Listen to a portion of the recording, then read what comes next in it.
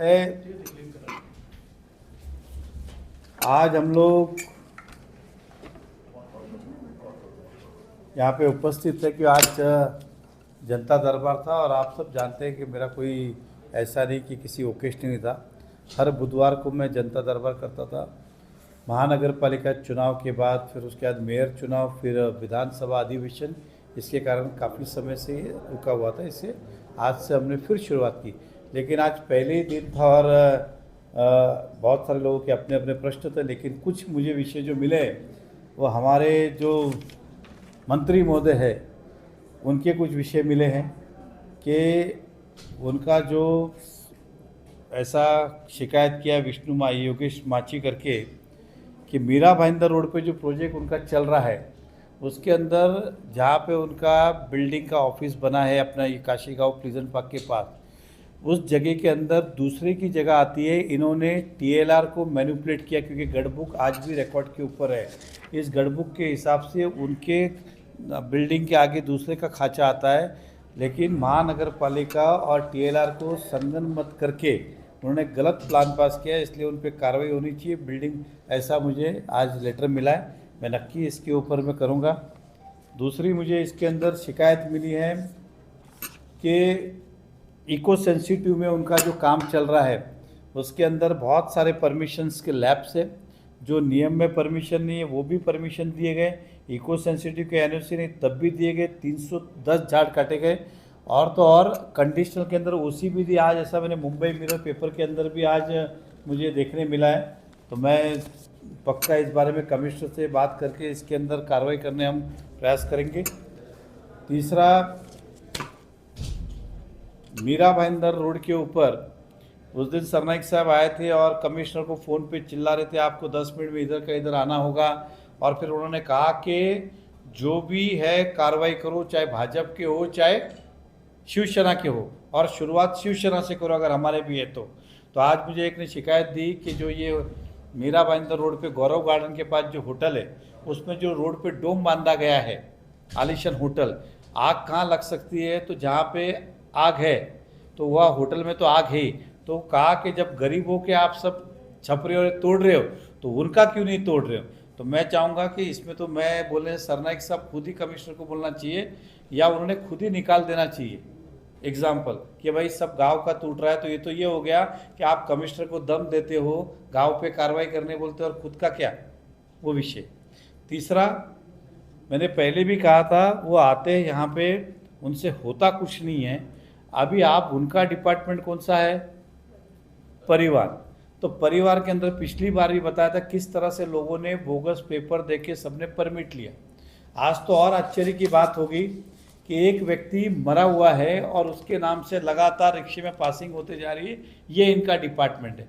तो मैं मंत्री महोदय से कहना चाहूँगा कि आप अपना डिपार्टमेंट, आपको सरकार ने, और मैं भी सरकार का हिस्सा हूँ, आपको परिवहन दिए, तो आप अपने नाक के नीचे देखिए क्या हो रहा है। आपके अधिकारी मरे हुए आदमी का भी रिक्शा पासिंग कर रहे हैं, इसकी आपको जानकारी लेनी चाहिए। दूसरा, इधर लोगों को एक परमिट नहीं मिलते, इधर शोभा हुलमुख नाम की है, इसके बाद दो परमिट है, एक थाना में भी परमिट है और एक बोरीवली में भी परमिट है। मतलब आपका डिपार्टमेंट कितना करप्ट है, कितना भ्रष्टाचारी हो गया है, जरा इसकी जानकारी लो। दिए तले अंधेरा है। तो मैं आज मेरे पास शिकायत मिली है, तो आपके माध्यम से मंत्री महोदय को कहूँगा, पहले हमने इतने सारे पुरावे आपको दिए के हुए, और आपने क्या किया, और आपने भी परमिट, आपने प्रॉब्लम का सॉल्यूशन नहीं किया, आपने परमिट बंद कर दिया, बोला परमिट बंद, ये कोई प्रॉब्लम का सॉल्यूशन है क्या। और अभी ये और 2 परमिशन मैंने आपको दिखाया। तीसरा, अजीत पाटिल जी हमारे नगर सेवक अभी आए थे, कहा कि भाईंदर वेस्ट में एसटी डिपो बनाना चाहिए जिसका भूमि पूजन होके काफ़ी समय हो गया, आप सबको पता होगा इलेक्शन के पहले अक्टूबर महीने हुआ था, और उन्होंने कहा था कि शुरू होगा। अब शुरू तो लंबा रहा, उधर अभी तक पत्ता भी नहीं हिला।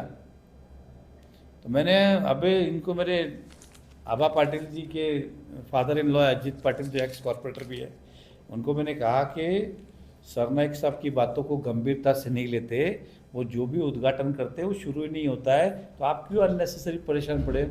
और मैं आज आपके माध्यम से कहना चाहता हूँ कि परिवार विभाग के मंत्री कौन है, प्रताप सरनाईक साहब, बाकी काम उनसे हो नहीं हो, कोई सपोर्ट करे नहीं करे समझ में आ सकता है, ये तो वो काम है जो खुद ही को करना है, उनको उन्हीं का खाता, उनको तो साइन करके बोलना है काम शुरू करो। मैं दावे के साथ कहता हूँ कि वो मुझे बता दे कि जिसका भूमि पूजन किया है वो कब शुरू होगा। मैं पब्लिकली कहता हूँ कि ये भी शुरू नहीं होने वाला है, क्योंकि हमेशा उन्होंने यहाँ आके लोगों को गुमराह किया है। काम बाकी छोड़िए, वो उनके खाते काम नहीं कर रहे और जवाब फिर हमको देना पड़ता है। ये सब जवाब हम दे दे, भूमि पूजन वो करके जाते हैं, लोग हमसे पूछते क्योंकि मेरे विधानसभा के अंदर है।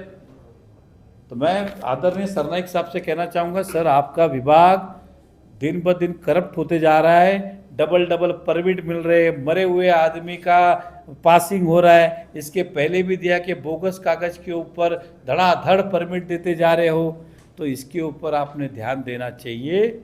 बाकी शहर की चिंता करने के लिए हम सक्षम हैं, आपण आपला बघून घ्या। और सरनाईक साहब ने कहा था कि वो बाकी लोगों के लिए एडीटीपी ये वो सब अपॉइंट करेंगे। इससे आप समझ सकते हो कि उनका अनुभव शून्य है, इसलिए उनको सब तरह के आदमी अपॉइंट करने पड़ेंगे। हमारा अनुभव शून्य नहीं है, इसलिए हमें किसी को अपॉइंट करने की ज़रूरत नहीं है। हम खुद जानकार है, अनुभवी है, सक्षम है, 22 साल से शहर चला रहा हूँ, तो मुझे तो पता है। और वो खुद कहते हैं कि मुझे आदमी अपॉइंट करने पड़ेंगे, क्योंकि उनका अनुभव नहीं है। तो मैं उनसे कहूँगा, हम सब अनुभवी लोग हैं, मीरा भाईंदर शहर की चिंता आप छोड़ दीजिए।